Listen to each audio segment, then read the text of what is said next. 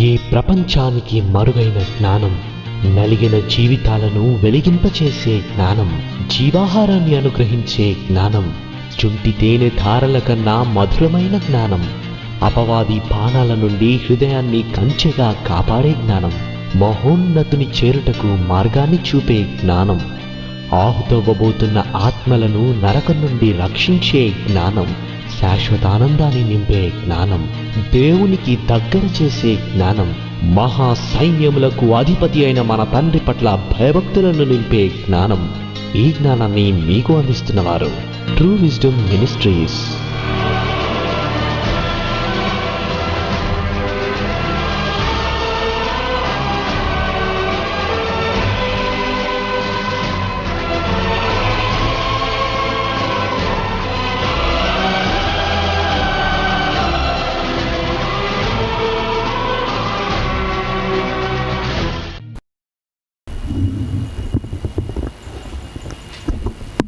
Hello, sound.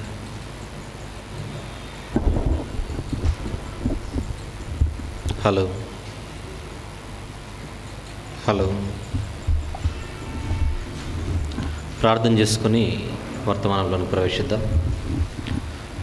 మమ్మల్ని మిక్కిలిగా ప్రేమించే మా ప్రియమైన పరలోకపు తండ్రి, మమ్మల్ని ప్రేమించి మరొక దినాన్ని మా జీవితాలలో అనుగ్రహించి మా ఆత్మలను రక్షించుటకు శక్తిగల జీవము గల అమూల్యమైనటువంటి మీ మాటలు ఈ రాత్రి కూడా మీరు దయచేస్తున్నారని నమ్ముచూ స్తుతులు చెల్లిస్తున్నాం. ప్రతి మాటను మీ పిల్లలు ఆలోచించేవారిగా ఉండి వారి హృదయాలలో తండ్రి ఈ మాటలన్నింటినీ భద్రపరుచుకొని మరింత మీ ఎదుట మెరుగుపడుటకు మీరు ఆశించిన రీతిలో ముందుకు సాగుటకు సహాయం చేయమని మీ ప్రియకుమారుడు మా అందరి ప్రభు ప్రియరక్షకుడైన యేసు ప్రభు వారి పవిత్రమైన నామంలో ప్రార్థన సమర్పిస్తున్నాను తండ్రి, ఆమేన్. ప్రియమైన దేవుని వారలారా, హగ్గయి గ్రంథపు ధ్యానం జరుగుతున్నదని మీకు తెలుసు. పాత నిబంధనలో హగ్గయి గ్రంథపు ధ్యానం జరుగుతున్నది. ఈరోజు 5వ భాగాన్ని మనం మాట్లాడుకోబోతున్నాం. అనగా ఇంతవరకు 4 భాగాలలో అనేకమైనటువంటి సందేశాలు లేదా విషయాలు మనం నేర్చుకున్నాం. 2 అధ్యాయాలు మాత్రమే కలిగిన ఈ హగ్గయి గ్రంథం మనందరి వ్యక్తిగత జీవితాలను బలపరిచే విధంగా, మనల్ని నడిపించుటకు శక్తిగల గ్రంథంగా మనకు కనబడుతుంది. ఈ హగ్గయి గ్రంథంలో ముందే మీకు చెప్పినట్టుగా 4 సందేశాలు ఉన్నాయని చెప్పాను. ఈ 4 సందేశాలు హగ్గయి గారి ద్వారా ఆనాటి యూదులకు ఇవ్వబడిన సందేశాలు. ఈ 4 సందేశాలు ఎంత కాల వ్యవధిలో వచ్చాయి అని ఆలోచిస్తే 4 నెలల కాల వ్యవధిలో యూదులకు 4 సందేశాలను దేవుడు ఈ ప్రవక్త ద్వారా ఇచ్చాడు. మళ్ళీ చెప్తున్నాను, 4 నెలల కాల వ్యవధిలో, అంటే దర్యావేషు ఏలుబడి అది జరుగుతోంది. దర్యావేషు పరిపాలనా కాలంలో 2వ నెల, క్షమించండి, 2వ సంవత్సరం 6వ నెల నుంచి అదే 2వ సంవత్సరం 9వ నెల వరకు, అనగా 6, 7, 8, 9, 6వ నెల, 7వ నెల, 8వ నెల, 9వ నెల దర్యావేషు ఏలుబడి యందు 2వ సంవత్సరం 6వ నెల నుండి అదే దర్యావేషు ఏలుబడిలో అదే 2వ సంవత్సరం 9వ నెల వరకు, అనగా 4 నెలలు, 4 నెలల కాల వ్యవధిలో 4 సందేశాలు దేవుడు యూదుల కొరకు ఈ ప్రవక్త ద్వారా ఇచ్చాడు. అందులో మొదటి సందేశం మొదటి అధ్యాయంలో చూసాం. మందిర నిర్మాణాన్ని నిర్లక్ష్యం చేస్తుంటే ఆ సందేశం ద్వారా దేవుడు వారిని గద్దించాడు. ఇక 2వ సందేశమే ఆ మందిర నిర్మాణం జరుగుతున్నప్పుడు లోనున్నవారు, బయటున్నవారు కాదు, లోనున్న వారే వారిని నిరుత్సాహపరుస్తుంటే ఆ రెండవ సందేశంలో దేవుడు నేను మీతో ఉన్నాను, మీకు తోడుగా ఉన్నాను అని వారిని బలపరచడం. అసలు ఈ మందిరము అంతకుముందున్న మొదటి మందిరం కంటే, అనగా సొలొమోను కట్టించిన మందిరం కంటే గొప్పదిగా ఉంటుందనే మరొక విషయాన్ని మరి ఆ రెండవ సందేశం ద్వారా దేవుడిచ్చినట్టుగా మనం చూడగలం. అయితే ఈ రెండవ సందేశాన్ని మనం 2 భాగాలుగా డివైడ్ చేయడం వలన ఈరోజు మనది 5వ భాగంగా మారింది. రెండవ సందేశాన్ని మనము 2 భాగాలుగా డివైడ్ చేసుకొని 2 సార్లు మాట్లాడుకున్నామని మర్చిపోకండి, మీరు కన్ఫ్యూజ్ అవ్వకుండా చెబుతున్నాను. ఇక 3వ సందేశమే మనం గత వారం మాట్లాడుకున్నది. ఆ 3వ సందేశం కాస్త మనకు 4వ భాగం అయింది. Hope you are not getting confused. Haggai గ్రంథంలో 4 సందేశాలు ఉన్నాయి. మనం 4 సందేశాలను ఎలా మాట్లాడుకోవాలి? మొదటి భాగంలో మొదటి సందేశం, రెండో భాగంలో రెండో సందేశం, మూడో భాగంలో మూడో సందేశం, 4వ భాగంలో 4వ సందేశం మాట్లాడుకోవాలి. యాక్చువల్లీ ప్రయాణం ఇలా సాగాలి. కానీ రెండో సందేశం దగ్గర మనకు బ్రేక్ పడింది. అంటే కొంచెం సందేశం పెద్దది అవ్వడం వలన నేను దాన్ని పార్ట్ ఏగా పార్ట్ బిగా లేదా పార్ట్ 1గా పార్ట్ బిగా మళ్ళీ దాన్ని విడగొట్టాను. అలా విడగొట్టడం వలన మనకు హగ్గై గ్రంథంలో ఇంకొక భాగం ఎక్స్ట్రా అయింది. ఎందుకు చెప్తానంటే ఫ్యూచర్లో మీరు వినేటప్పుడు 4 సందేశాలు అన్నాడు 5 భాగాలు చెప్పాడేంటి అని మీరు లెక్కల్లో మీరు ఒకవేళ పూరైతే నాలాగా లెక్కల్లో మీరు పూరైతే కన్ఫ్యూజ్ అవ్వకుండా ఇప్పుడే క్లారిటీ ఇచ్చేస్తున్నాను. రెండవ సందేశం 2 భాగాలు మాట్లాడుకోవడం వలన 3వ సందేశం అనేది 3వ భాగంలో కాకుండా 4వ భాగానికి పడింది. క్లియర్ కదా అందరికీ? రైట్. ఇప్పుడు మనం ఎన్నో సందేశం మాట్లాడుకోబోతున్నాం? 4వ సందేశం మాట్లాడుకోబోవాలి. 4వ సందేశం మాట్లాడే ముందుగా గత వారం నేను మీకు ఒక విషయాన్ని ఎక్స్ప్లెయిన్ చేశాను. ఏంటి గత వారం మనం మాట్లాడుకుంది? 3వ సందేశం ఏంటి? మనం గత వారం మాట్లాడుకున్న 3వ సందేశం ఏంటి? మందిర నిర్మాణం జరుగుతోంది. అప్పటికే 2-3 నెలలు టైం అయింది వాళ్ళు ప్రారంభించి. మందిర నిర్మాణం అయితే జరుగుతోంది, కానీ కట్టుచున్న వారు దేవునికి ఇష్టమైన రీతిలో లేరు. వారి హృదయాలు సరిగా లేవు, వారి బ్రతుకులు సరిగా లేవు. అప్పుడు దేవుడు మీరేదో మందిరం కడుతుంటే నేనేదో ఫ్లాట్ అయిపోతానని మీరు అనుకుంటే పొరపాటు. మందిరం కట్టుచున్న మీరు మీ బ్రతుకులు కూడా కట్టుకోవాలి. నా బ్రతుకు ఎలా ఉన్నా పర్లేదు, నా బ్రతుకు ఇష్టం వచ్చినట్టు నేను బ్రతికేస్తాను, ఏదో 4 గోడలు కట్టేస్తే ఆయన ఆనందపడిపోతాడు కదా, నా గురించి మీరు అంత తక్కువ అంచనా వేయకండి. ఒకవేళ మీ బ్రతుకులు మీరు కట్టుకోకుండా నా మందిరాన్ని కడతానని మీరంటే ఆ మందిరాన్ని మీరు కట్టినా నా దృష్టిలో కట్టనట్టే అన్న ఒక సీరియస్ సందేశం గత వారం మనం విన్నాం. అది కేవలము జెరుబ్బాబెలు, మీకు తెలుసు కదా, జెరుబ్బాబెలు నాయకత్వంలో జరుగుతుంది ఇదంతా కూడా. బబులోను చెరలోనికి వెళ్ళిపోయిన తర్వాత కోరేషు చక్రవర్తి వీరిని విడుదల కలగజేస్తాడు. అక్కడి నుంచి వచ్చినప్పుడు బబులోను చెరలో నుంచి తిరిగి వచ్చిన యూదులు 3 దఫాలుగా వస్తారని మీకు చెప్పాను. ఆ 3 బృందాలుగా వస్తారని చెప్పాను. మొదటి బృందానికి నాయకత్వం వహించిన వాడే జెరుబ్బాబెలు. ఆయనతో పాటు ఉన్న ప్రధాన యాజకుడు యెహోజాదాకు కుమారుడైన యెహోషువ. వీళ్ళిద్దరిని మీరు గుర్తుపెట్టుకోమని చెప్పాను. అయితే జెరుబ్బాబెలు నాయకత్వంలో జరుగుతున్న పని అప్పుడే కాదు, కానీ అంతకు ముందు కూడా దేవుడు ఎన్నో పర్యాయాలు మీరు తెచ్చే నైవేద్యాలు కానీ, మీరు తెచ్చే అర్పణలు కానీ, మీ బ్రతుకులు సరి లేకుండా తెస్తే అలాంటివి నాకు అవసరం లేదు, అయినా నా మందిరము త్రొక్కుటకు నా మందిర ఆవరణమును త్రొక్కుటకు మీరు వచ్చుచున్నారు, మిమ్మల్ని రమ్మన్న వాడెవడని యెషయా ప్రవక్త ద్వారా ప్రశ్న వేసిన సంగతిని గత వారం మీకు గుర్తు చేశాను. So right from the beginning దేవుడు కానుకలకు అర్పణలకు పడిపోయేవాడు కాదని దయచేసి మీరు గుర్తుపెట్టుకోవాలి. బాగా తెలిసిన సందర్భం కయీను హేబేలు తెచ్చిన అర్పణలు. దేవుడికి ఏదో తక్కువైనట్టు మనం ఏదో అర్పణలు తెస్తే ఆయన దాచిపెట్టేసుకుంటాడు అనుకోకూడదు. సృష్టికర్త ఆయనైనప్పుడు ఆయనకు తక్కువేంటి? లోకము దాని సంపూర్ణతయు ఆయనవైనప్పుడు మనమేదో తెచ్చిన ఒక కాయకో ఒక పండుకో లేదా 2 ధాన్యపు గింజలకు ఆయన పడిపోతాడు అనుకుంటే అది చాలా పొరపాటు అవుతుంది, మన అమాయకత్వం అవుతుంది, లేదా మన అవగాహన లోపం అవుతుంది, మన మూర్ఖత్వం అవుతుంది. కయీను తెచ్చిన అర్పణను ఎందుకు తిరస్కరించాలి? హేబేలు తెచ్చినటువంటి అర్పణను ఎందుకు స్వీకరించాలి? ఒకరి బ్రతుకు బాగుంది, ఒకరి బ్రతుకు బాగలేదు, అంతే. ఒకరి మనసు బాగుంది, ఒకరి మనసు బాగలేదు, అంతే. ఆ సూత్రమే ఇక్కడ కూడా దేవుడు హగ్గై ప్రవక్త ద్వారా చెబుతున్నాడు. మందిర నిర్మాణం చేయడానికి మీరు నడుమొచ్చుతున్నారేమో, మందిర నిర్మాణం చేయడానికి మీ చేతులు కష్టపడుతున్నాయేమో, అన్నంత మాత్రాన నేను మీ విషయంలో ఆనందపడిపోతానని అనడం చాలా తప్పుడు మాట అయిపోతుంది. ఎందుకంటే మీ జీవితాలు బాగలేవు. అది హగ్గై గారి కాలంలో దేవుడిచ్చిన సందేశం.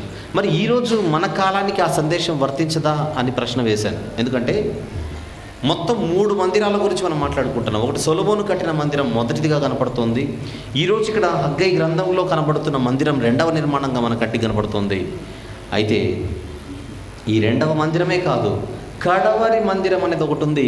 అది యేసు ప్రభు ద్వారా కట్టబడుతున్న మందిరం. అది 2000 సంవత్సరాల క్రితం ప్రారంభమైన మందిర నిర్మాణపు ప్రాజెక్ట్ అని చెప్పాను. సొలొమోను గారు కట్టించిన మందిరము బంగారు దేవాలయం, రాళ్లతో కట్టబడినది.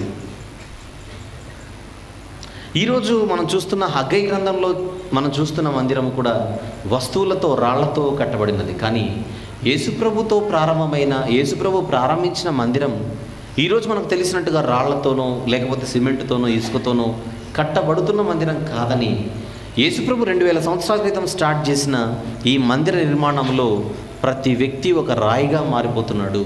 క్రీస్తును అంగీకరించిన ప్రతి వ్యక్తి, మారుమనసు విషయమై పాపక్షమాపణ నిమిత్తం ఎవరైతే బాప్తిస్మం తీసుకుంటారో, యేసుప్రభు రక్తాన్ని ఎవరైతే స్వీకరిస్తారో, ఆయన రక్తంలో తమ జీవితాలు ఎవరైతే కడుగుకుంటారో, అలా బ్యాప్టిజం తీసుకున్న తర్వాత ఒక వ్యక్తి ఆ మందిరంలో ఒక రాయిగా మారిపోతున్నాడు అని చెప్పాను. ఆ రాతిగా మారిపోయిన, సజీవమైన రాయిగా ఈ మందిరంలో మారిపోయిన వ్యక్తి ఒక బాధ్యత, మరికొన్ని రాళ్లను తీసుకొని రావాలి. ఈ మందిరంలోనికి వచ్చిన వ్యక్తి ఇంకా 10 మందిని తీసుకొని రావాలి. ఏం చెబితే వస్తారు 10 మంది ఈ మందిరంలోనికి? ఈ క్రీస్తు మందిరములోనికి, క్రీస్తు సంఘములోనికి, క్రీస్తు రాజ్యంలోనికి ఒక వ్యక్తిని తీసుకొని రావాలంటే లోనున్నవాడు ఏం చెప్పాలి బయట ఉన్నవాడికి? మందిరము లోనున్నవాడు మందిరం బయట ఉన్నవాడికి ఏం చెప్పాలి? సువార్త చెప్పాలి, వాక్యం చెప్పాలి. వాక్యం చెబితేనే ఆ వ్యక్తి లోనికి వస్తాడు. అయితే ఆ రోజు హగ్గై గారి కాలంలో జరిగిన పొరపాటే ఈరోజు కూడా జరుగుతోంది అన్నది లాస్ట్ వీక్ మనం మాట్లాడుకున్నాం. ఏంటది?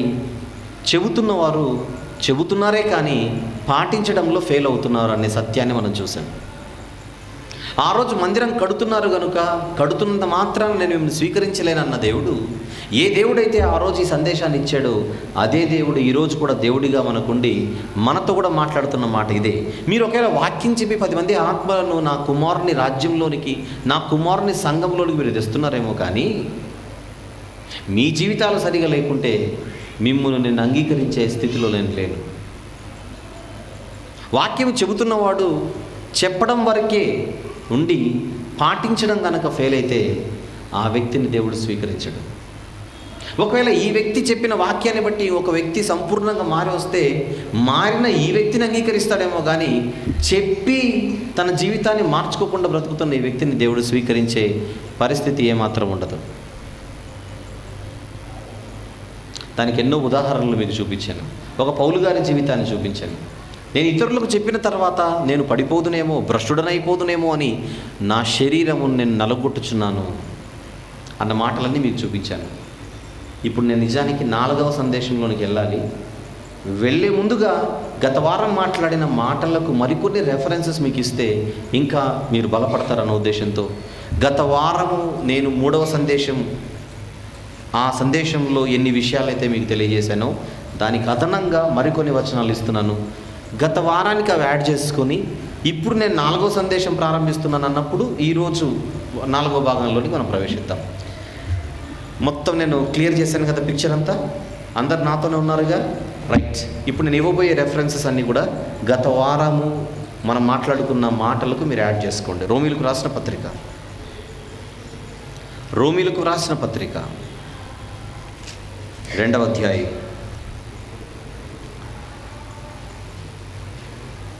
రోమీలకు రాసిన పత్రిక 2వ అధ్యాయం 19 నుంచి కొన్ని వచనాలు చూద్దాం. 19 నుంచి కొన్ని వచనాలు చూద్దాం. జ్ఞాన సత్య స్వరూపమైన ధర్మశాస్త్రము గలవాడవై ఉండి నేను గ్రుడ్డి వారికి త్రోవ చూపువాడను, చీకటిలో ఉండు వారికి వెలుగును, బుద్ధిహీనులకు శిక్షకుడను, బాలులకు ఉపాధ్యాయుడనై ఉన్నానని నీ అంతట నీవే ధైర్యం వహించుకొనుచున్నావు కావా. ధర్మశాస్త్రం అంటే వాక్యం చెప్పేవాడితో పౌలు గారు మాట్లాడుతున్నాడు ఇక్కడ. మళ్ళీ 19 నుంచి జ్ఞాన సత్య స్వరూపమైన ధర్మశాస్త్రము గలవాడవై ఉండి చెప్పేవాడితో నేను గ్రుడ్డివారికి త్రోవ చూపువాడను. ఇలా అనుకుంటున్నాడట. నేను గ్రుడ్డివారికి త్రోవ చూపువాడను, చీకటిలో ఉండు వారికి వెలుగును, బుద్ధిహీనులకు శిక్షకుడను, బాలులకు ఉపాధ్యాయుడనై ఉన్నానని నీ అంతట నీవే ధైర్యం వహించుకొనుచున్నావు కావా. 21 ఎదుటివానికి బోధించు నీవు నీకు నీవే బోధించుకొనవా. అది ప్రశ్న. దొంగిల వద్దని ప్రకటించు నీవు దొంగిలెదవా, వ్యభిచరింపవద్దని చెప్పు నీవు వ్యభిచరించెదవా, విగ్రహములను అసహించుకొను నీవు గుళ్ళను దోచెదవా, ధర్మశాస్త్రమందు అతిశయించు నీవు ధర్మశాస్త్రము మీరుట వలన దేవుని అవమానపరచెదవా. అడుగుతున్నాడు ప్రశ్న. వ్రాయబడిన ప్రకారం మిమ్మును బట్టియే కదా దేవుని నామం అన్యజనుల మధ్యన దూషింపబడుచున్నది. చెప్పుచున్న వారితో పౌలు గారు మాట్లాడుతున్న మాట. మీరు చెప్పుచున్నారే కానీ చెప్పడంతోనే మీ జీవితాలు పరిమితం అయిపోతున్నాయి. పాటించడం లేదు. అందువలన మిమ్మును బట్టియే కదా అన్ని జనుల మధ్య దేవుని నామం దూషింపబడుచున్నది. అదే గత వారం చెప్పాను. దేవుని సేవ అంటే, దేవుని పని అంటే చెప్పడం మాత్రమే అనుకుంటే మీరు తప్పులో కాలేసినట్టని మళ్ళీ గట్టిగా చెబుతున్నాను. చాలామంది అభిప్రాయంలో ఉంటారు, దేవుని సేవ అంటే, దేవుని పని అంటే వాక్యం నేర్చుకోవాలి, వాక్యం చెప్పాలి, వాక్యం నేర్చుకోవాలి, వాక్యం చెప్పాలి. వాక్యము నేర్చుకొని చెప్పేటప్పుడు మధ్యలో మనం ఏమైనా పడిపోయినా ప్రాబ్లం లేదు, దేవుడు అంగీకరిస్తాడు. ఎవడు చెప్పాడు ఆ మాట? బైబిల్లో కాలర్ పట్టుకొని అడుగుతున్నాడు దేవుడు తన ప్రవక్తల ద్వారా. అది కాదు. నేర్చుకోవాలి, పాటించాలి, పాటిస్తూ చాటించాలి. అది పద్ధతి. యేసుప్రభు ఈ లోకానికి వచ్చి భౌతికంగా తిరుగుతున్నప్పుడు ఆ రోజుల్లో పరిసయ్యులు అనేవారు ఉన్నారు, శాస్త్రులు అనేవారు ఉన్నారు. వాళ్ళిద్దరి గురించి యేసుప్రభు చెప్పిన మాట, శాస్త్రుల నీతి కంటేను పరిసయ్యుల నీతి కంటేను మీ నీతి అధికము కాని ఎడల పరలోక రాజ్యంలో మీరు ప్రవేశింపరని నిశ్చయముగా నేను మీతో చెప్పుచున్నాను అన్నాడా లేదా? మత్తయి సువార్త 5:20 వచనం అనుకుంటాను. మత్తయి సువార్త 5వ అధ్యాయం 20వ వచనం. శాస్త్రుల నీతి కంటేను పరిసయ్యుల నీతి కంటేను మీ నీతి అధికము కాని ఎడల మీరు పరలోక రాజ్యంలో ప్రవేశింపరని మీతో చెప్పుచున్నాను. ఆయన చెప్పాడంటే కన్ఫామ్. అది ఆయన మాట అవునంటే అవును, కాదంటే కాదు. ఇంతకు పరిసయ్యుల నీతి ఏంటి? పరిసయ్యుల నీతి కంటే మీ నీతి అధికము కాని ఎడల మీరు ప్రవేశింపరంటే ఇంతకు పరిసయ్యులకు ఉండే నీతి ఏంటి? మత్తయి సువార్త 23లో చూద్దాం. ప్రారంభం నుండి మత్తయి సువార్త 23వ అధ్యాయం ప్రారంభం నుండి పరిసయ్యుల బ్రతుకేంటో, పరిసయ్యుల జీవితం ఏంటో, పరిసయ్యుల నీతి ఏంటో అక్కడ రాయబడింది చూద్దాం. అప్పుడు యేసు ప్రభు జన సమూహములతోనూ తన శిష్యులతోనూ ఇట్లా, నేను శాస్త్రులను పరిసయ్యులను మోషే పీఠమందు కూర్చుండువారు గనుక వారు మీతో చెప్పే వాటిని, వారు చెప్పే వాటన్నిటినీ అనుసరించండి, గైకొనుడి. అయినను వారి క్రియల చొప్పున చేయకండి. వారు చెబుతున్నారు, వారు చెప్పుదురే కానీ చెయ్యరు. అది పరిసయ్యుల బ్రతుకు, అది పరిసయ్యుల నీతి, అది శాస్త్రుల నీతి. వాళ్ళు మంచి మాటలు ఏదైనా చెబితే వినండి. ఒక ఎగ్జాంపుల్ ఇక్కడ ఒక చిన్న క్లారిటీ ఇవ్వాలి. చాలామంది అడిగే ప్రశ్నకి ఇక్కడ మంచి క్లారిటీ దొరుకుతుంది, వినండి. కొంతమంది ఏమంటారంటే, బ్రదర్ వాక్యం ఎవరు చెప్పినా వినాల్సిందేనా అని అడుగుతారు. నేను వినాలి అంటాను, కానీ చెప్పేవాడు బతుకు బాగలేదండి, చెప్పేవాడి లైఫ్ బాగలేదండి, చెప్పేవాడి బ్రతుకు బాగలేదు కనుక చెబుతుంటే నాకు వినాలనిపించదండి. సహజమే. చెప్పేవాడు అలా చేయకుండా బ్రతకకుండా ప్రవర్తన ఇష్టానుసారంగా ప్రవర్తించి చెబితే ఏ మనిషికైనా కూడా ఇది చెబుతున్నాడే కానీ చేయట్లేదు నేను విననండి అనే భావం వచ్చేస్తుంది. అయితే ఆ వ్యక్తి మంచి చెబుతున్నప్పుడు, అది ఆ మాట నీకు పనికొచ్చేదైనప్పుడు ఆ మాట ఆ వ్యక్తి చెబుతున్నా స్వీకరించు. ఎందుకు అని అడిగితే, పరిసయ్యులు శాస్త్రులు మీతో చెప్పు వాటినన్నిటినీ అనుసరించి గైకొనుడి అన్నాడు. కానీ పరిసయ్యుల బతుకు బాగుందా చెప్పండి? పరిసయ్యుల జీవితాలు బాగున్నాయా? శాస్త్రుల జీవితాలు బాగున్నాయి? వారు చెప్పుదురే కానీ చెయ్యరు, చెప్పుదురే కానీ చెయ్యరు. చెయ్యకుండా చెబుతున్నా వారు వాక్యంలో నుంచి కనుక తీసి చెబితే వినడం విషయంలో మాత్రం మీరు సంకోచించకండి, వినండి. వినొద్దు అనలేదు యేసు ప్రభు. It is a very important point to note. వినొద్దు అన్నాడా, వినమని చెప్పాడా? నన్ను చూడకండి, బైబిల్ చూడండి. మీరు నన్ను చూస్తున్నారు. వినొద్దు అన్నాడా, వినమని చెప్పాడా? అనుసరించి గైకొనుడు అంటే వినమనేగా. మళ్ళీ అప్పుడు యేసు జనసమూహములతోనూ తన శిష్యులతోనూ ఇట్లా, నేను శాస్త్రులను పరిసయ్యులను మోషే పీఠమందు కూర్చుండువారు గనుక వారు మీతో చెప్పు వాటినన్నిటినీ అనుసరించి గైకొనుడి, అయినను వారి క్రియల చొప్పున చెయ్యకుడి, వారు చెప్పుదురే కానీ చెయ్యరు. అయితే ఒక విషయం చెప్పాలి. వాక్యం చెబుతున్నవాడు సరిగా చెబుతున్నాడో లేదో మీరు చూడాలి. మళ్ళీ వాళ్ళ బ్రతుకులు బాగలేకున్నా వాక్యం అయితే చెబుతున్నాడుగా, ఏది చెప్పినా స్వీకరిద్దాం అనుకోకూడదు. పేరయ్య క్రైస్తవుల్లా మీరు ఉండాలి. చెబుతున్న వ్యక్తి చెబుతున్నవి అలాగున ఉన్నవో లేదో అని మీరు పరిశీలించారు లేఖనాలు. ఒకవేళ చెబుతున్న వ్యక్తి వాక్య ప్రకారంగా కరెక్ట్గా చెబుతున్నాడు అని మీకు తేలిపోతే స్వీకరించడానికి మీరు ఆలోచించకండి. వాక్యాన్ని స్వీకరించడానికి మీరు సంకోచించకండి. వాక్యం రిసీవ్ చేసుకోండి, తీసుకోండి. కానీ చెబుతున్న వ్యక్తి చెబుతున్నట్టుగా బ్రతకపోతే అతనిలాగా నేను కూడా ఉండొచ్చని మాత్రం డిసైడ్ అయిపోకండి. అతను చెబుతున్నాడు కానీ బ్రతకట్లేదు కదా, నేను కూడా నేర్చుకున్నాను, నేను కూడా 10 మందికి చెబుతాను, నేను కూడా ఆయనలాగానే బ్రతికేస్తాను, నా ఇష్టం వచ్చినట్టు బ్రతుకుతాను అని మాత్రం అనుకోకండి. వారి క్రియల చొప్పున చెయ్యకుడి అన్నాడు. అయినను వారి క్రియల చొప్పున చెయ్యకుడి. వారు ఏదైనా మంచి చెబితే, కరెక్ట్గా చెబితే వాక్య ప్రకారంగా స్వీకరించడంలో మాత్రం మీరు ఆలస్యం చేయకండి. ఎందుకంటే వాక్యం ఒక బంగారం, వాక్యం ఒక ముత్యం, విలువైనది అనేది నా ఉద్దేశం. ఆ విలువైన మాట ఒకరి నోట నుండి జారినప్పుడు దాన్ని పట్టుకోవడంలో మీరు ఆలస్యం చేయకండి. అందుకే ఎప్పుడు చెబుతాను నా దగ్గర ఉన్న వాళ్ళకి, ఎప్పుడు నేను చెబితేనే వినండి అని ఎప్పుడు చెప్పను నేను.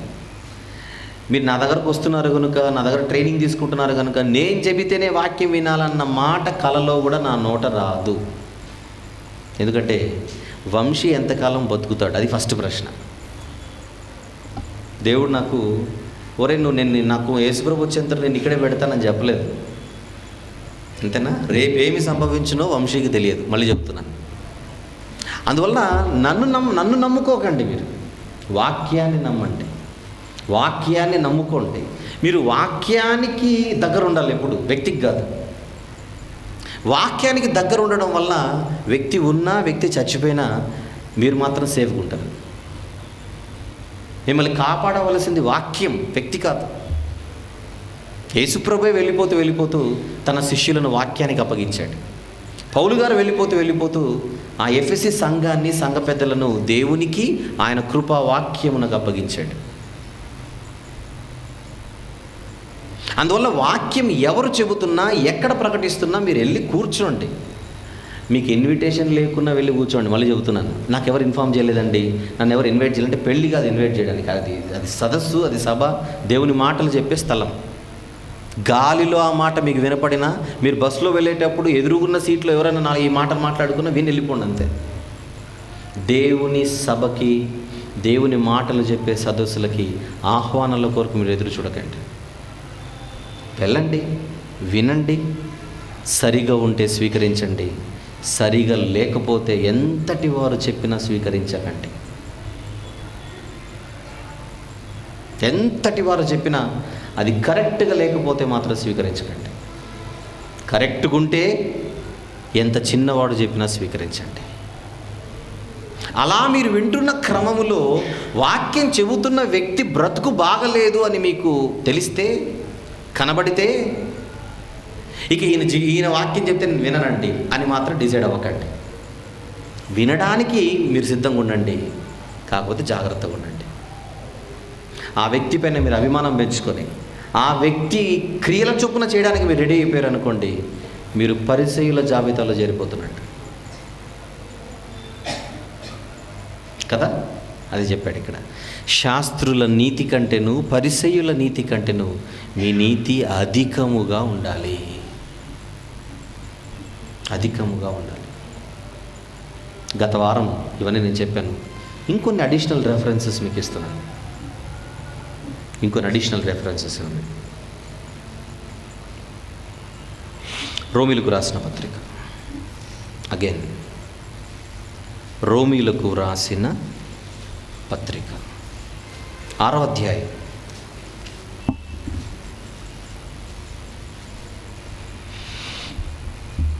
1వ వచనం నుండి చదువుకుందాం. అలాగైనా ఏమందుము, కృప విస్తరింపవలెనని పాపమందు నిలిచియుందుమా? అట్లనరాదు. పాపము విషయమై చనిపోయిన మనము ఇక మీదట ఎలాగో దానిలో జీవించుదుము?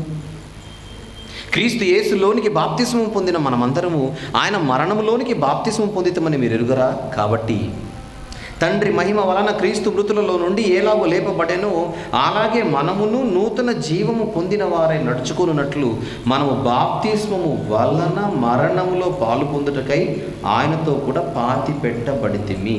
అంటే ఇప్పుడు పైన చెప్పిన మాట పాపము విషయమై, 2వ వచనం, పాపము విషయమై చనిపోయిన మనము ఇక మీదట ఎలాగూ దానిలో జీవించకూడదు. ఏమండి, దేవుడు ఎటువంటి పరిస్థితుల్లో క్రియలు లేని విశ్వాసం, చెప్పండి మీకు బాగా తెలిసింది, క్రియలు లేని విశ్వాసం ఏంటిది? మృతం. క్రియలు లేని విశ్వాసం మృతం. మలాకీ గ్రంథం, మరొక మాట చూద్దాం. మలాకీ గ్రంథం 2వ అధ్యాయం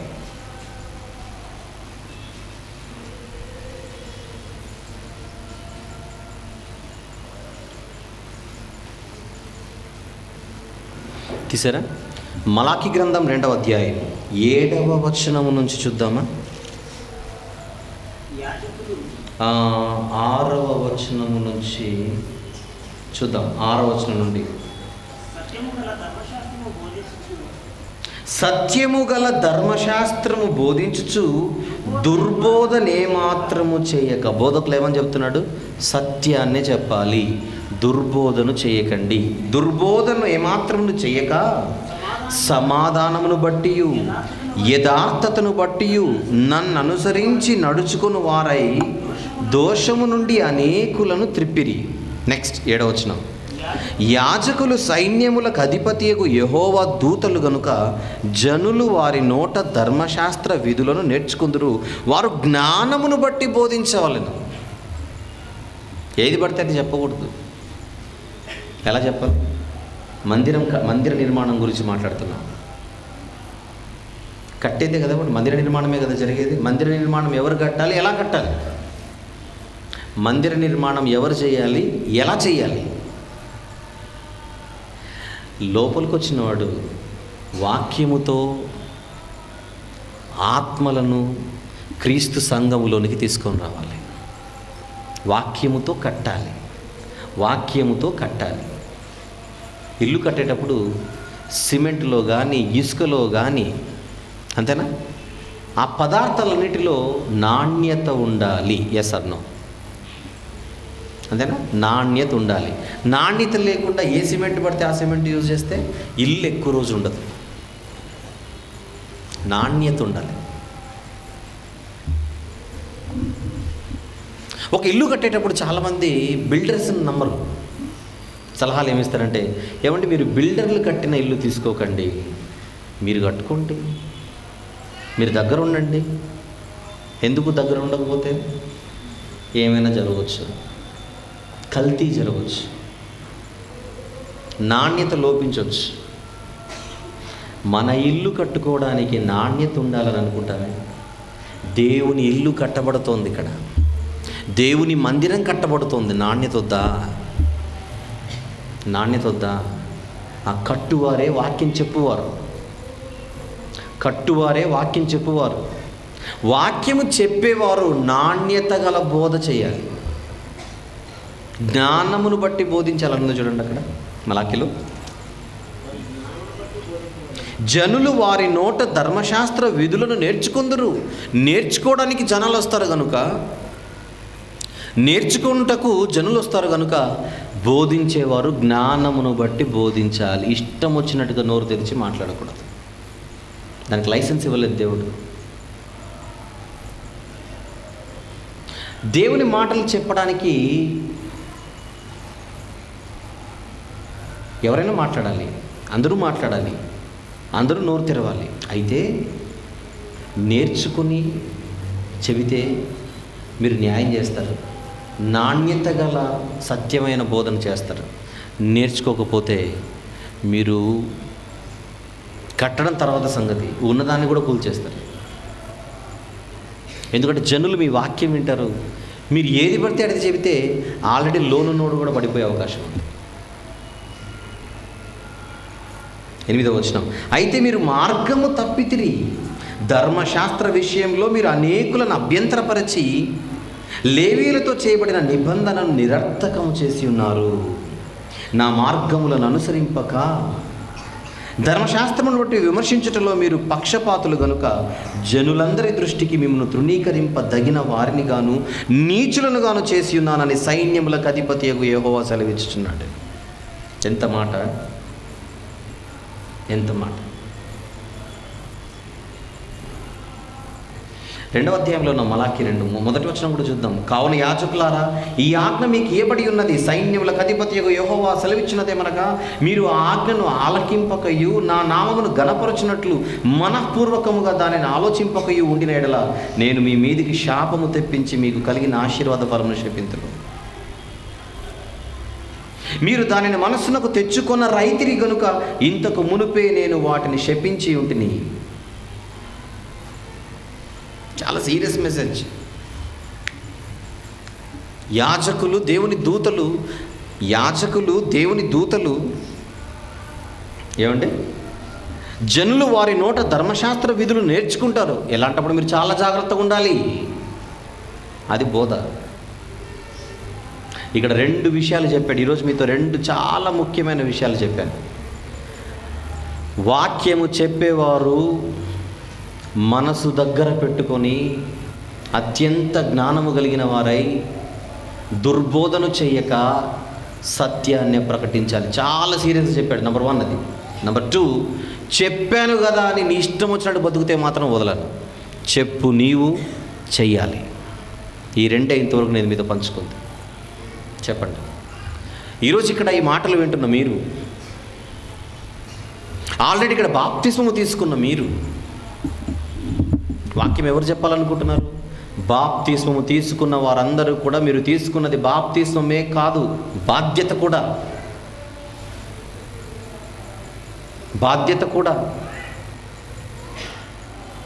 మీకు అర్థం కావడానికి ఒక ఎగ్జాంపుల్ చెబుతున్నాను. బాప్తిస్మము తీసుకోకముందు మీరు ఒక పార్టీలో ఉన్నారు. అది సాతాను పార్టీ, అది దుష్టుడి పార్టీ.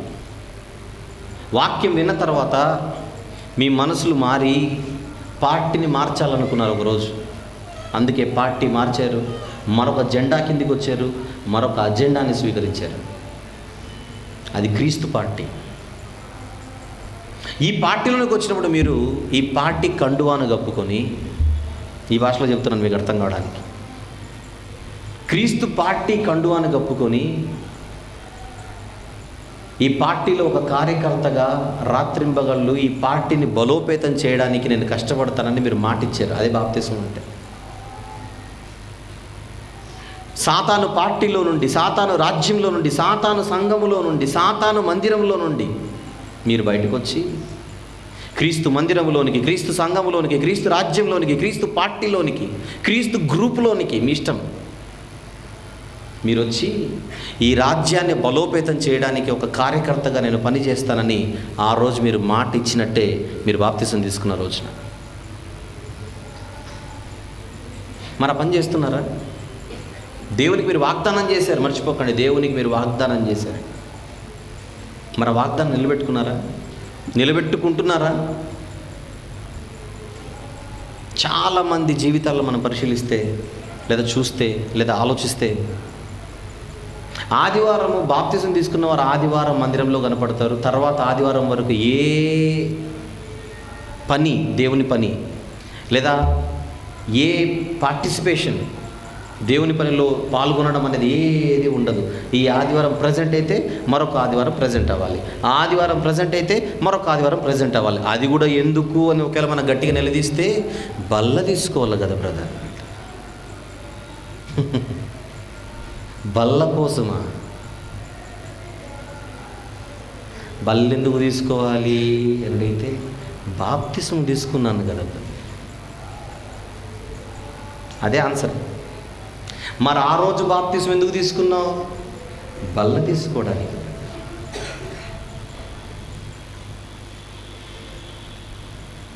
బాప్తిసం తీసుకున్నావు కనుక బల్ల తీసుకోవాలి.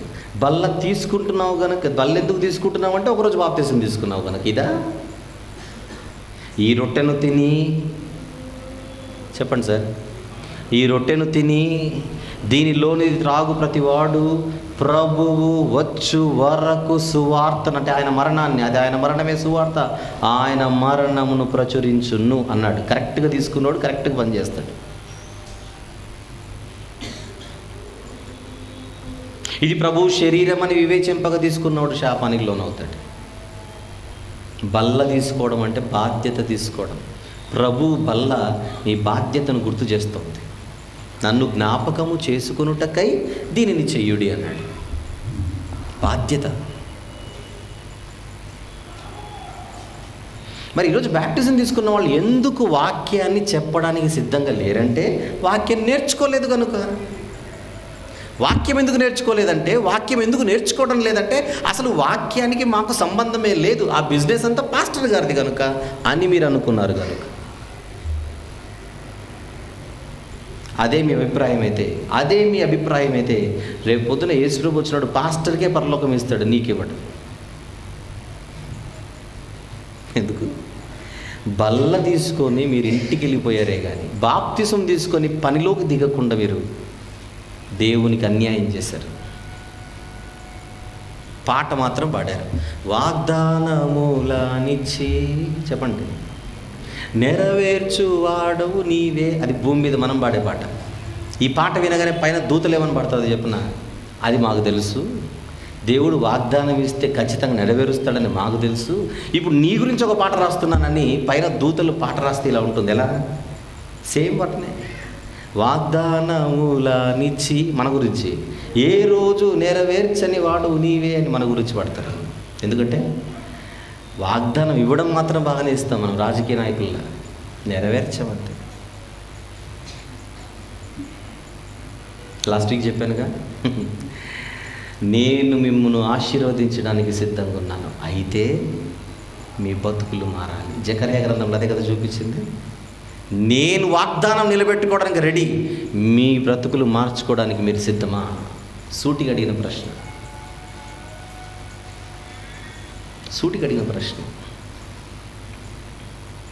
ప్రార్థన మాత్రం చేస్తాం. పరలోకమందున్న మా తండ్రి, నీ నామము పరిశుద్ధపరచబడునుగాక, నీ చిత్తము పరలోకమందు నెరవేర్చున్నట్టు భూమి మీదను నెరవేరునుగాక. ఆమెన్. నువ్వే నెరవేర్చుకో, నేను ఇంటికి వెళ్ళిపోతున్నాను.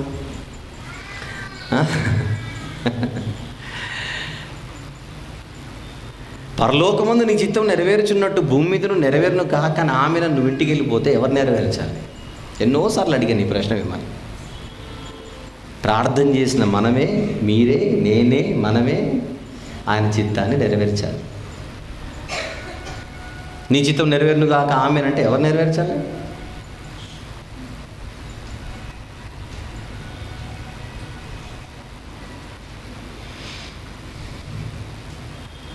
బాధ్యతను విస్మరించి బ్రతుకుతున్నట్టుగా మలాకి గ్రంథంలో యాజకులు కనపడుతున్నారు. ఎవరు యాజకులు? ఆ రోజు వీళ్ళు యాజకులు, ఆ రోజు వీళ్ళు యాజకులు. ఈరోజు మీరు చీకటిలో నుండి ఆశ్చర్యకరమైన తన వెలుగులోనికి పిలిచిన వాని గుణాతిశయములను ప్రచురము చేయు నిమిత్తము ఏర్పరచబడిన వంశమును, రాజులైన యాజక సమూహమును, దేవుని సొత్తైన ప్రజలై ఉన్నారు. ఎవరి గురించి అది? మన గురించి. చీకటిలో నుండి ఆశ్చర్యకరమైన తన వెలుగులోనికి మనం వచ్చిన వారం బాప్తిసం తర్వాత వచ్చిన వాళ్ళు ఏం చేయమన్నాడు? ఆయన తన గుణాతిశయములను ప్రచురము చేయు నిమిత్తము మనలనే యాజకులుగా చేశాడు.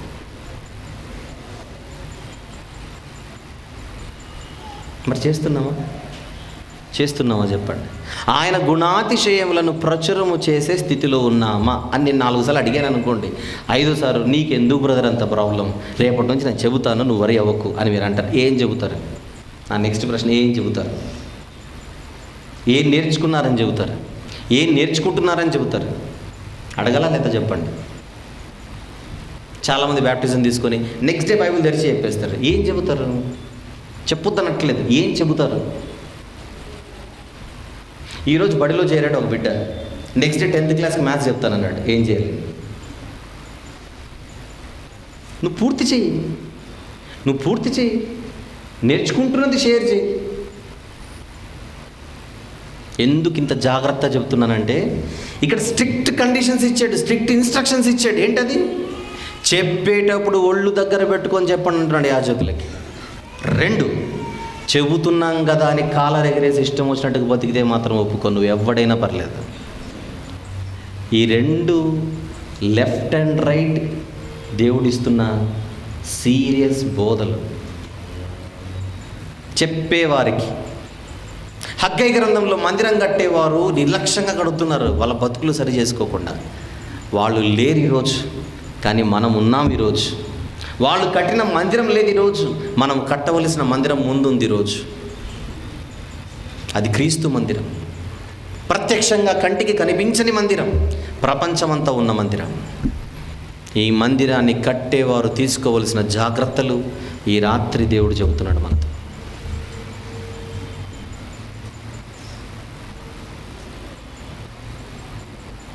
ఈ జాగ్రత్తలు తీసుకొని పాటిస్తేనే పరలోకం.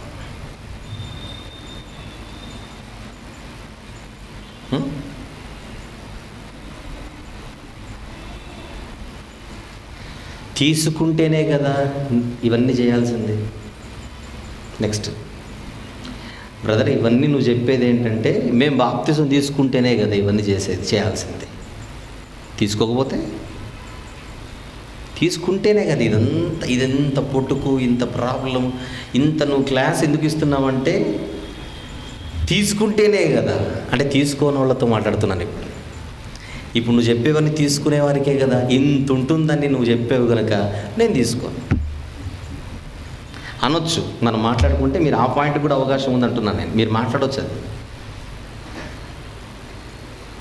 వాగ్దానం ఇచ్చి నెరవేర్చకపోతే దోషిని, కానీ వాగ్దానమే ఇవ్వకపోతే నేను ఎట్లా దోషిని అవుతాను? అన్ని కోణాలు ఆలోచిద్దాం. ప్రతిదీ రైట్. ఖచ్చితంగా మీరు మాట్లాడడంలో 100% న్యాయం ఉంది, మీరు మాట్లాడడంలో 100% ధర్మం ఉంది. కరెక్ట్ మాటే మాట్లాడతారు మీరు. ఏదైనా నేను వాగ్దానం చేస్తే నెరవేర్చకపోతే దొంగనవుతాను, కానీ వాగ్దానమే చేయకపోతే, బ్యాప్టిజమే తీసుకోకపోతే ఏ ప్రాబ్లం ఉండదు. కానీ ఏ ప్రాబ్లం ఉండదు. నేను కూడా చెప్తాను, ఏ ప్రాబ్లం ఉండదు, అస్సలు ఉండదు. కానీ ఒక్క ప్రాబ్లం ఉంది. ఆ ప్రాబ్లం ఏంటో యోహాను సువార్తలో చూపిస్తాను, 3వ అధ్యాయం. యోహాను సువార్త 3వ అధ్యాయం. ఎందుకంటే మన ఇద్దరి మధ్య ఇంకా మాటలు అవసరం లేదు. నేను బాప్తిజం తీసుకుంటేనే కదా ప్రాబ్లం అంటే ఇక మాటలే లేవు అక్కడ. ఎందుకంటే నీ కొరకు ఒక తీర్పు విధింపబడింది. అదే విధింపబడిన తీర్పు. 3వ అధ్యాయం యోహాను సువార్త 18-19 వచనములు. ఆయన యందు విశ్వాసం ఉంచు వానికి తీర్పు తీర్చబడదు. కరెక్ట్గా బతుకుతున్నాడు కనుక. విశ్వసింపని వాడు దేవుని అద్వితీయ కుమారుని నామమందు విశ్వాసముంచలేదు గనుక వానికి ఇంతకు మునుపే తీర్పు తీర్చబడెను. ఎవరికి? విశ్వాసముంచని వాడికి, అంగీకరించని వాడికి, సిద్ధంగా లేని వాడికి, స్వీకరించే మనసు లేని వాడికి. నేను బాప్తిసం తీసుకుంటేనే కదా ఇవన్నీ చేయవలసింది, ఇక నేను తీసుకోను సహోదరా. క్రీస్తుని అంగీకరిస్తేనే కదా ఇవన్నీ చేయవలసింది. ఆయన రక్తంలో నా జీవితాన్ని కడుక్కుంటేనే కదా ఇవన్నీ చేయవలసింది. నేను నీటి బాప్తిసం తీసుకుంటేనే కదా ఇవన్నీ చేయాల్సింది. ఈ బాప్తిసం తీసుకుంటే ఇన్ని ప్రాబ్లమ్స్ ఉంటాయంటే నేను తీసుకోను అని ఎవరైనా అన్నారా? అలాగైతే మీ కొరకు ఒక తీర్పు ఆల్రెడీ తీర్చబడింది. ఏంటి ఆ తీర్పు? ఆ తీర్పు ఇదే. 19వ వచనం, వెలుగు లోకములోనికి వచ్చెను యేసుప్రభుగా. ఈరోజు యేసుప్రభు వెళ్ళిపోయాడు భౌతికంగా, కానీ ఆయన వదిలి వెళ్ళిన వాక్యం అనే వెలుగు ఇంకా ఇక్కడే ఉంది. వాక్యం కూడా ఒక వెలుగే. చీకటి గల చోట ఆ వాక్యము వెలుగిచ్చు దీపమై ఉన్నట్టున్నది. నా పాదములకు నీ వాక్యము దీపం, వెలుగు. ఈరోజు వెలుగు లోకంలో ఉన్నది, కానీ తమ క్రియలు చెడ్డవైనందున మనుష్యులు వెలుగును ప్రేమింపక చీకటినే ప్రేమించిరి. ఆల్రెడీ వారికి ఒక తీర్పు విధింపబడింది, తీర్పు తీర్చబడింది. నేను బ్యాప్టిజం తీసుకుంటే నీ ప్రాబ్లమ్స్ ఉంటాయంటే, మీరు ఒకవేళ తీసుకోకపోతే దానికి మించిన ప్రాబ్లం ఉంది. కన్ను మూసిన తర్వాత స్టార్ట్ అవుతుంది ఆ ప్రాబ్లం. ఆ సమస్యకు అంతము లేదు, ఆ నాశనానికి అంతము లేదు. అది అంతము లేని నాశనం.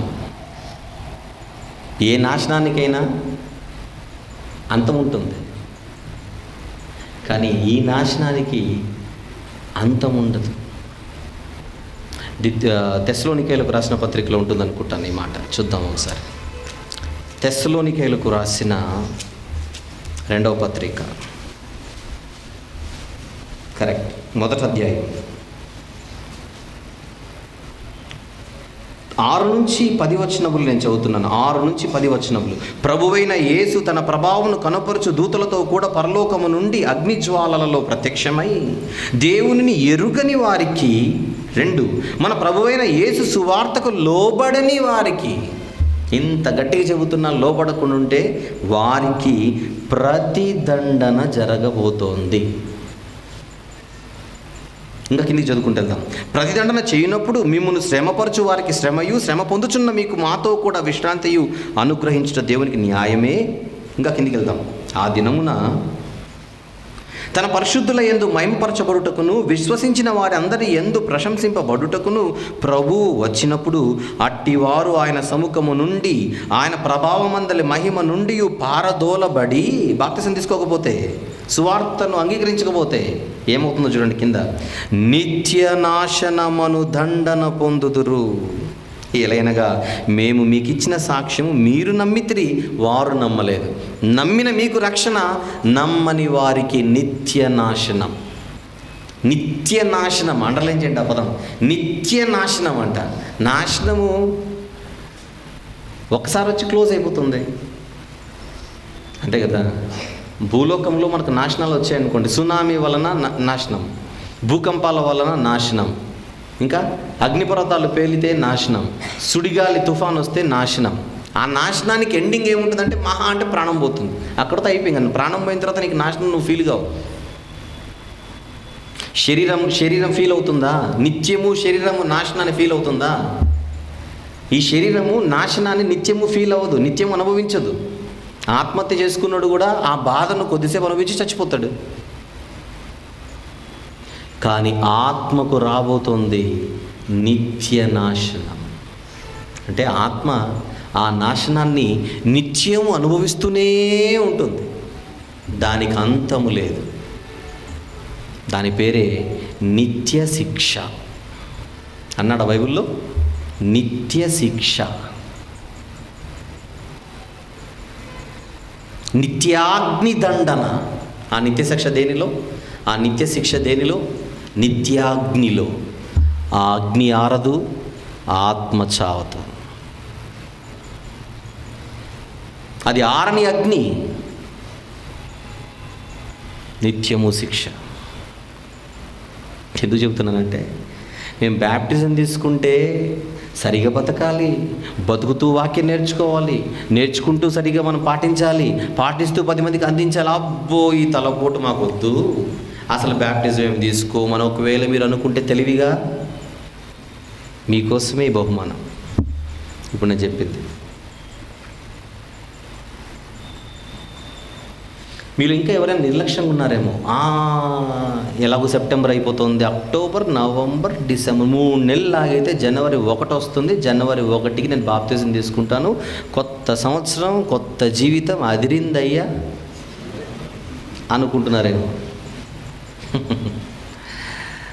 నన్ను తిట్టుకోకండి, ఒక ప్రశ్న అడుగుతాను.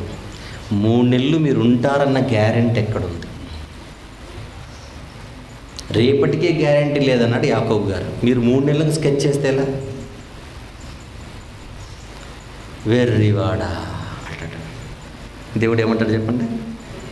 వెర్రోడా, ఈ రాత్రి నీ ప్రాణం పోతుంది. చెరసాల నాయకుడికి అర్ధరాత్రి వేళ పౌలు శీలలు వాక్యం చెబితే సూర్యుడు ఉదయించే లోపే బ్యాప్టిజం ఎందుకు తీసుకోవాలో చెప్పండి. ఆయన చెరసాల నాయకుడు, అతని కుటుంబం కనీసం పగలయ్యేంత వరకైనా కూడా వెయిట్ చేయలేదు. ఎందుకంటే వాళ్ళు చెప్పారు, లేట్ అయితే చాలా ప్రమాదం.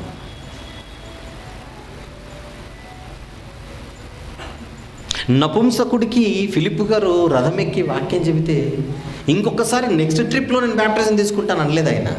నీళ్లు కనబడగానే ఇదిగో నీళ్లు, నాకు బాప్తిసం ఇచ్చుటకు ఆటంకం పెట్టి వెంటనే నీళ్ళలో దిగారు, బాప్తిసం తీసుకున్నారు. ఇద్దరికీ బోధ.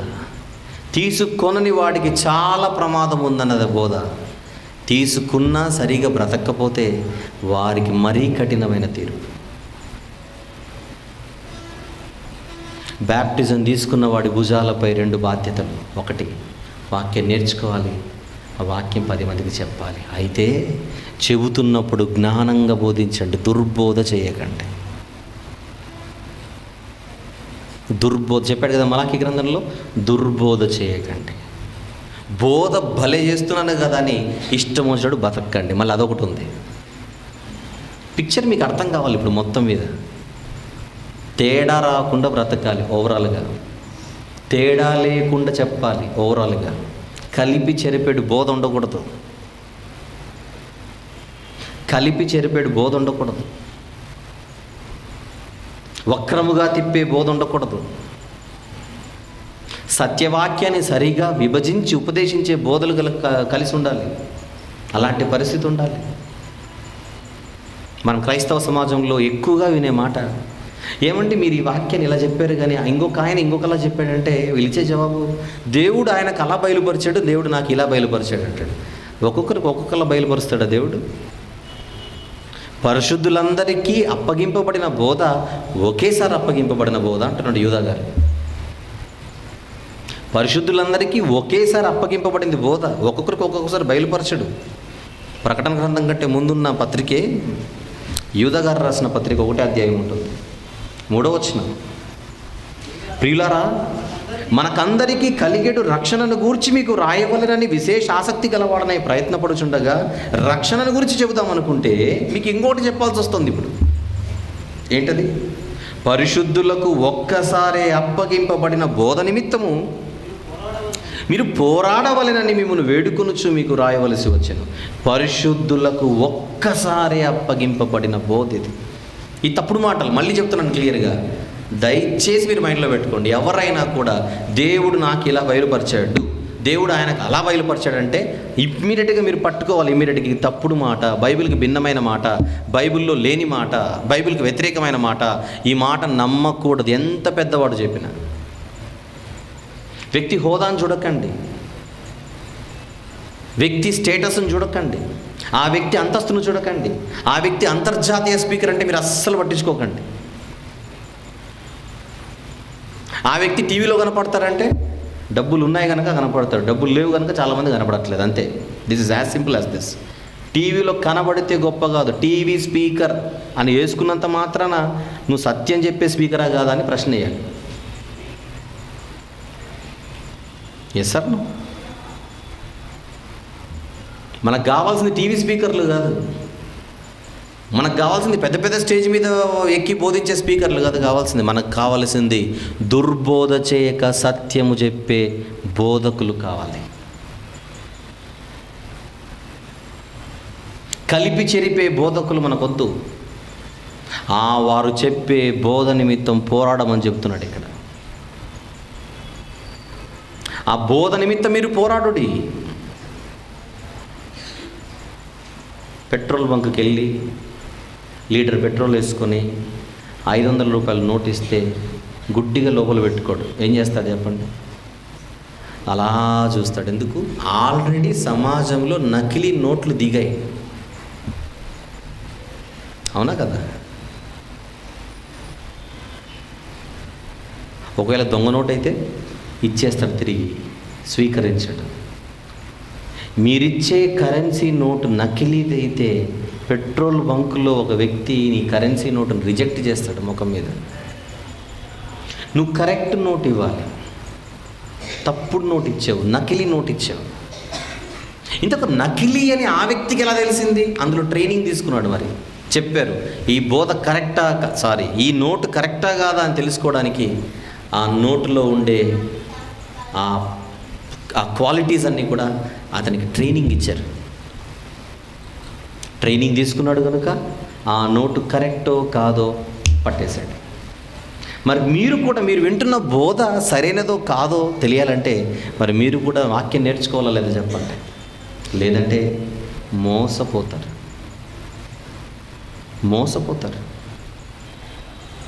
అబద్ధ ప్రవక్తలను గూర్చి మీరు జాగ్రత్త పడుడి అన్నాడా లేదా?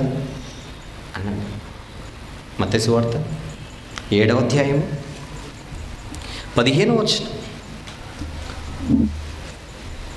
మత్తయి సువార్త 7వ అధ్యాయం 15వ వచనం.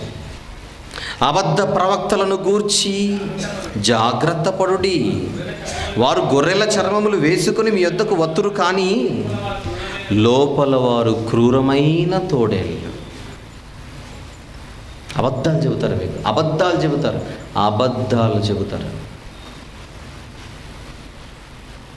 సత్యాన్ని నమ్మక అబద్ధాన్ని స్వీకరించే పరిస్థితిలో వినువారు ఉండకూడదు.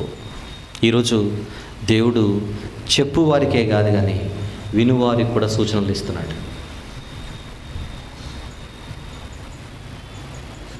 భవిష్యత్తులో ఈ మాటలు వినే వారికి కోపం వస్తుంది. ఎందుకంటే ఈయనేంటండి విమర్శిస్తున్నాను? నేను ఎక్కడ విమర్శిస్తున్నాను? నకిలీ విత్తనాలు అమ్ముతున్నారు, జాగ్రత్త అన్నాను రైతులతో. అది మంచి మాట, చెడ్డ మాట? నకిలీ మందులు వస్తున్నాయి, జాగ్రత్త. ఒక మెడికల్ షాప్లో మెడిసిన్స్ తీసుకున్న తర్వాత ఎక్స్పైరీ డేట్ ఏమైనా ఉందేమో చూడమని చెబుతున్నాను. అది విమర్శించడమా? మీరు మెడికల్ షాప్ వాళ్ళని మీరు అవమానిస్తున్నారండి అంటే ఎలా? అంతెందుకు, ఈ మధ్య కాలంలో టీవీ ఛానల్ వాళ్ళు ఎక్కువగా ప్రకటనలు ఇచ్చేది పండు తింటే ఆరోగ్యం దెబ్బతింటుంది అంటున్నారు. మీరు చదివారా లేదా చెప్పండి న్యూస్లో? ఒకప్పుడు పండ్లు తింటే ఆరోగ్యం బాగుంటుందని విన్నాం. ఇప్పుడు an apple a day keeps a doctor away. అది ఇంగ్లీష్లో సామెత కదా. an apple a day keeps a doctor away అంటే రోజుకు ఒక యాపిల్ తింటే డాక్టర్ గారు అవసరతే ఉండదని ఒకప్పుడు. ఇప్పుడు రోజుకు ఒక యాపిల్ తింటే చాలు. గాంధీ హాస్పిటల్ హైదరాబాద్లో, ఉస్మానియా, అన్ని హాస్పిటల్ తిరిగినా యాపిల్ ప్రభావం మాత్రం తగ్గే అవకాశం లేదు. ఎందుకంటే అన్ని కెమికల్స్. మీరు బయటికి వెళ్ళి యాపిల్ పండ్లు కొంటే కంప్లీట్గా ప్యూర్ రెడ్ కలర్లో, కంప్లీట్గా రెడ్ ఉండగానే మీరు అనుకుంటారు అబ్బాబ్బాబ్బాబ్బా ఎర్రని పండు భలేగుందనుకుంటారేమో మీరు. ఏషావుకి ఎర్రని చిక్కుడు నచ్చినట్టుగా మీకు ఎర్రని యాపిల్ పండు నచ్చిందనుకోండి, దెబ్బ పడిపోయినట్టే. అదంతా భయంకరమైన వ్యాక్స్. అది కంప్లీట్గా ఏదో పెయింట్ వేసినట్టుగా ఏమంటారు దాన్ని, నిగనిగలాడిపోతుంది అనుకోండి యాపిల్. బహుపరాక్. దాన్ని కొని ఇంటికి తెచ్చి తినకండి. కత్తి తీసుకొని పైన దాన్ని అలా తీయండి, తెల్లగా వచ్చేస్తుంది మొత్తం వ్యాక్స్. అది అలాంటి యాపిల్ పండ్లు ఉన్నాయి జాగ్రత్త అని నేను చెప్పాను అనుకోండి, మీరు యాపిల్ పండ్లను విమర్శిస్తున్నారండి అని మీరు అనకూడదు. ఇక్కడ యాపిల్ పండ్లు అమ్మేవారిని విమర్శిస్తున్నారని మీరు అనకూడదు. మన జీవితాలతో ఆడుకుంటున్నారు వాళ్ళు, ఆహారాన్ని కల్తీ చేసి. ఆహారంలో కల్తీ జరిగితే, వాటి విషయమై ప్రజలను ఆయత్తపరిస్తే, జాగ్రత్త పరిస్తే అది తప్పు కాదని మీరు అనుకున్నప్పుడు, టీవీ 9లో, టీవీ 5లో ఇలాంటి ప్రకటనలు వస్తున్నాయి లేదా చెప్పండి. టీవీ ఛానల్స్లో మీరు తినే ఆహార పదార్థం అంతా కూడా ఈరోజు మంచి ఆహారం కాదు అని మనకు జాగ్రత్త చెబుతున్నప్పుడు మంచే చెబుతున్నారని మీరు అనుకుంటే, మీరు వినే బోధ జాగ్రత్తగా ఉందో లేదో సరి చూసుకోండి. ఎందుకంటే ఆల్రెడీ 2000 సంవత్సరాల క్రితమే అబద్ధ ప్రవక్తలు వచ్చేసారు, జాగ్రత్తని యేసుప్రభు చెబుతున్నాడు అక్కడ. మళ్ళీ ఈరోజు మనం జాగ్రత్త పడకపోతేలా? ఇక్కడ నేను ఎవరిని విమర్శిస్తున్నట్టు, ఎవరిని అవమానపరుస్తున్నట్టు చెప్పండి? జాగ్రత్త పరుస్తున్నాను.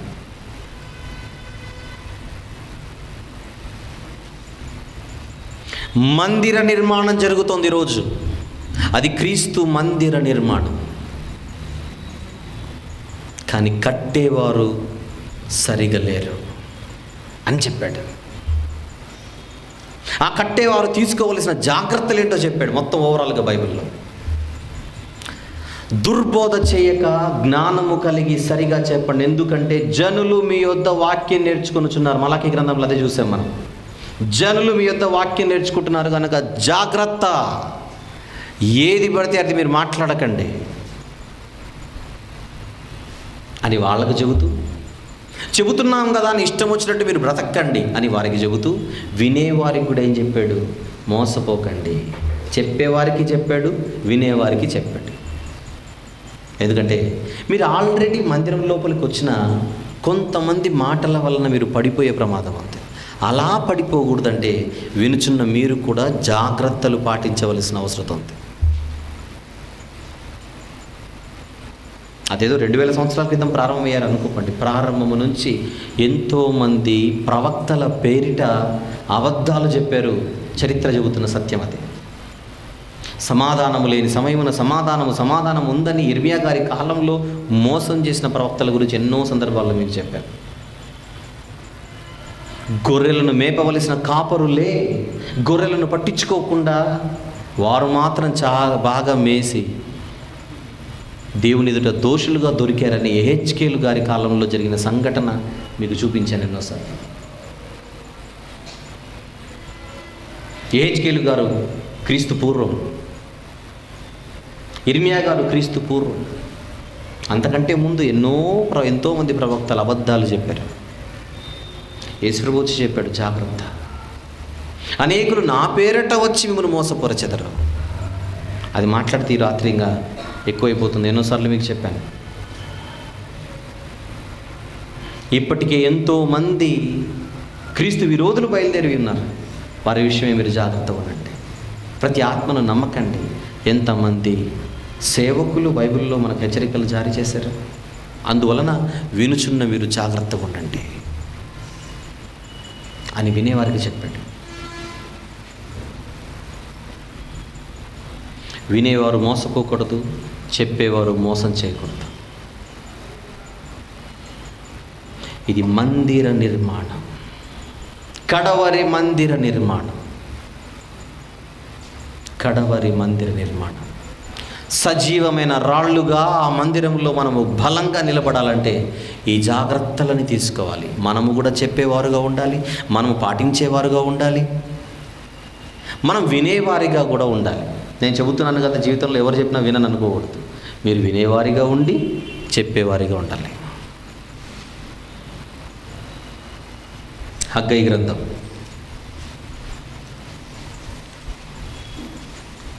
3వ అధ్యాయం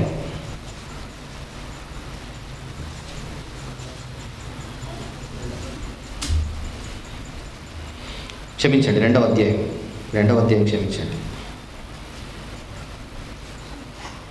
15వ వచనం. ఈ రాతి మీద రాయి ఉంచి యెహోవా మందిరము కట్టనారంభించినది మొదలుకొని ఆ వెనుక మీకు సంభవించిన దానిని ఆలోచన చేసుకునండి. ఎందుకంటే 14వ వచనంలో అప్పుడు హగ్గై వారికి ఇలాగ ప్రత్యుత్తరం ఇచ్చాను, ఈ ప్రజలను ఈ జనులను నా దృష్టికి అలాగుననే ఉన్నారు. వారు చేయు క్రియలన్నీయు వారచ్చట అర్పించినవన్నీయు నా దృష్టికి అపవిత్రములు. అపవిత్రములు. గత వారం ఈ కట్టేటప్పుడు ఎలా ఉండాలో మనం నేర్చుకున్నాం. అందులో ఇంకా లోపలికి వెళితే ఆ కడుతున్నప్పుడు ఇంకా ఎంత జాగ్రత్తగా ఉండాలో దేవుడి రోజు మనతో మాట్లాడండి. ఇది చాలా సీరియస్గా తీసుకోవాల్సిన సందేశమని, విషయమని మీకు అర్థం కాదు. ఆషామాషి పని కాదు. యెహోవా పనిని అశ్రద్ధగా చేయవాడు చెప్పండి శాపగ్రస్తుడు అవుతాడు. చాలా జాగ్రత్తగా చేయవలసింది. ఈ ఇల్లు కట్టువారికే రేపు పరలోకం.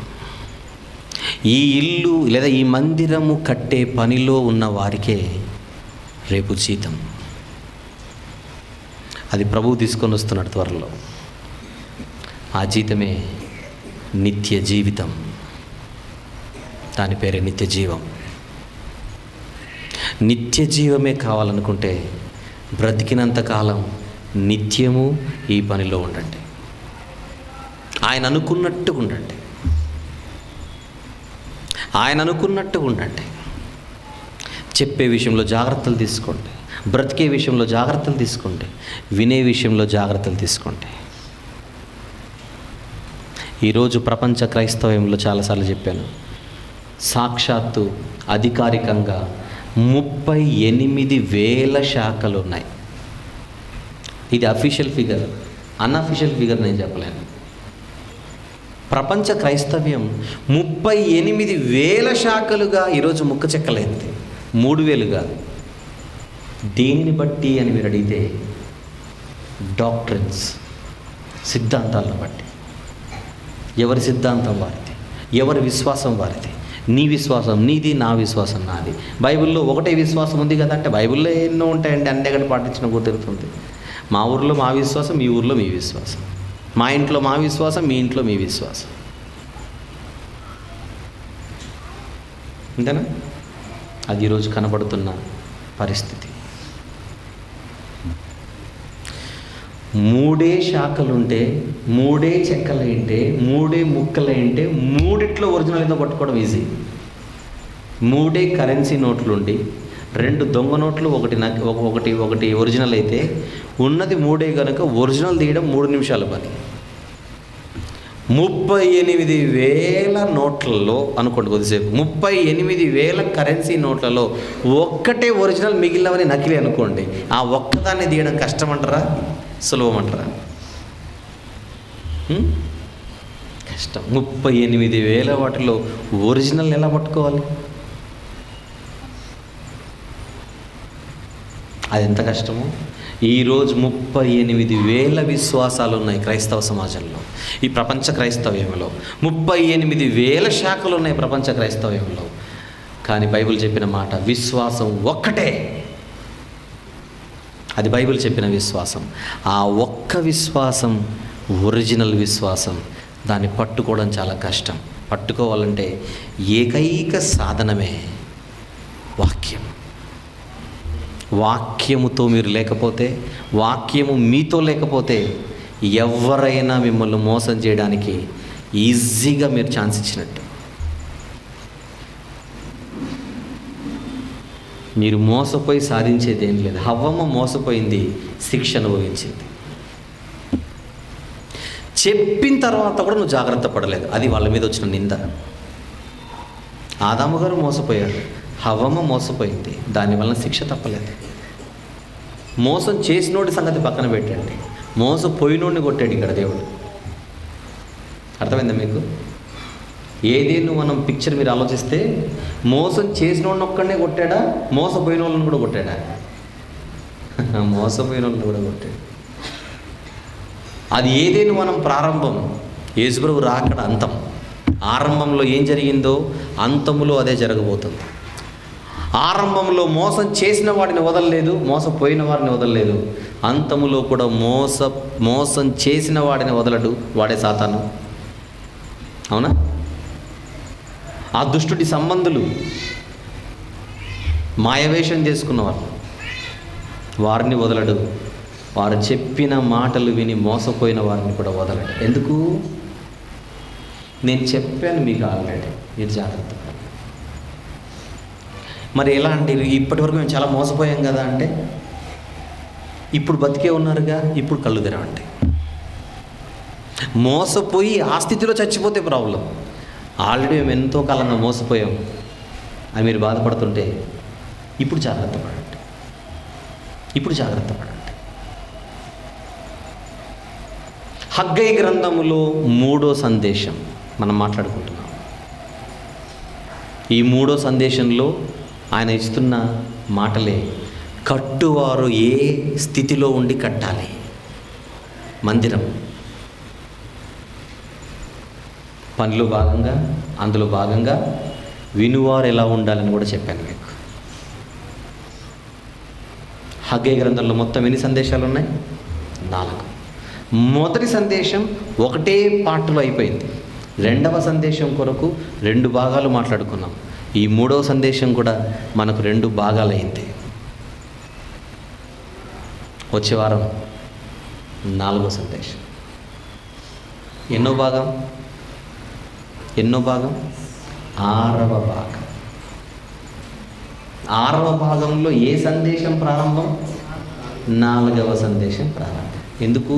2వ సందేశానికి 2 భాగాలయ్యాయి, 3వ సందేశానికి 2 భాగాలయ్యాయి. 3వ సందేశం సమాప్తం, 4వ సందేశం ప్రారంభం. వచ్చే వారం అది 6వ భాగం, 4వ సందేశం ప్రారంభం. లెక్కలు కరెక్ట్ సెట్ అయినా ఏమైనా ప్రాబ్లమా? మొదటి సందేశం ఒకటే భాగం, 2వ సందేశం 2 భాగాలు, 3వ సందేశం 2 భాగాలు, మొత్తం 5 భాగాలైంది. 4వ సందేశం అవసరమా?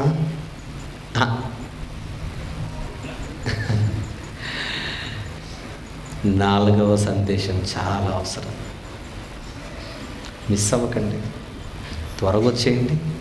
ప్రారంభం నుండి చివరి వరకు ప్రతి మాట ఆలకించండి. Thank you.